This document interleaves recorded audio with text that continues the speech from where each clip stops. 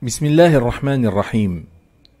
Alhamdulillah, wassalatu wassalamu ala Rasulillah, wa alihi wa man walah. Parmi les questions qui reviennent chaque année à l'occasion du mois du Ramadan, celle du jeûne des malades.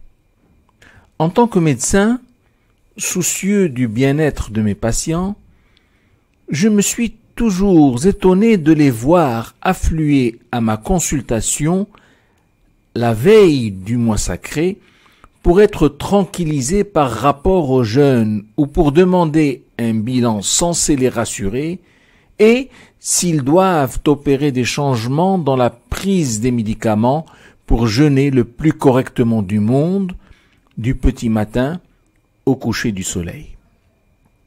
Pourtant, la religion qui prescrit l'abstinence de boire et de manger sur une période quotidienne pouvant aller jusqu'à 20 heures, voire 22 heures en été dans certaines contrées, est bien claire à ce sujet.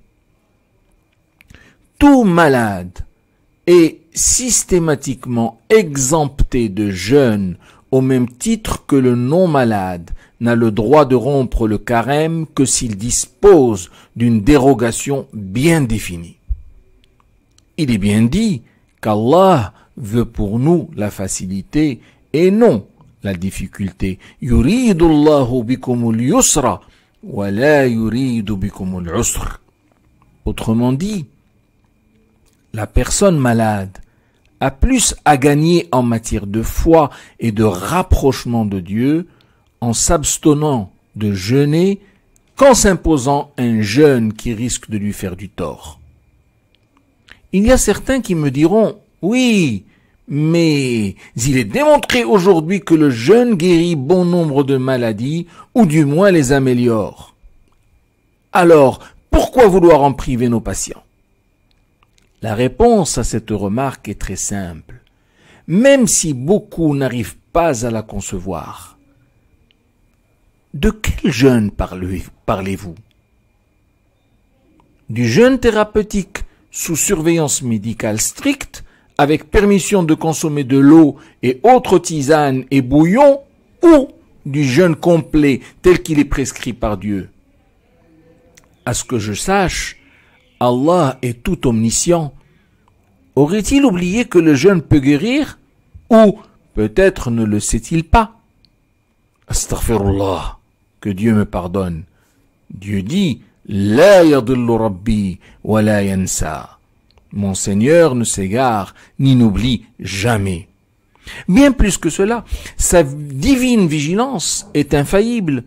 Dieu dit « Allahu la ilaha illahu al-hayyul qayyum la ta'khudhuhu sinatun wa la nawm » Allah, point de divinité en dehors de lui, le vivant, l'immuable.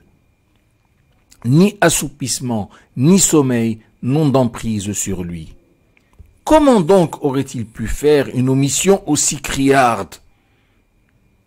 En fait, il ne s'agit pas d'omission, loin de là, car en exemptant le malade du jeûne, Allah subhanahu wa ta'ala donne la solution de remplacement. Si c'est une maladie guérissable, l'exempté remboursera les journées non jeûnées en jeûnant un nombre de jours équivalent en dehors du Ramadan. C'est aussi simple que cela.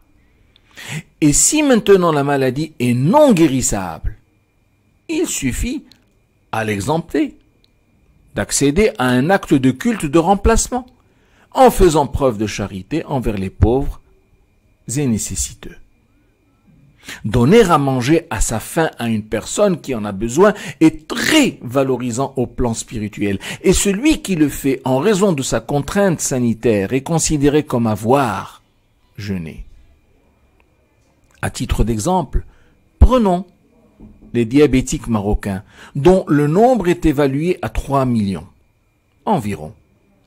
Et considérons que chacun offre un repas moyen de 25 dirhams. la manne quotidienne réunie sera de 75 millions de dirhams, soit en un seul mois, près de 2,25 milliards de dirhams. Ceci que pour les diabétiques. Que dire alors des cancéreux, des insuffisants rénaux, hépatiques, cardiaques et autres maladies invalidantes qui ne sauraient être améliorées par le jeûne ni guéries et qui pourtant font l'objet de prétendues études prouvant qu'elles le seraient. Il y aurait de quoi nourrir les pauvres et les moins pauvres, tout en faisant des économies. De grâce, donc, cessons d'offenser Allah et persuadons-nous que lorsqu'il prescrit une chose, subhanahu wa ta'ala, cela relève de son illimitée sagesse. Rien n'est fait au hasard. Oh que non!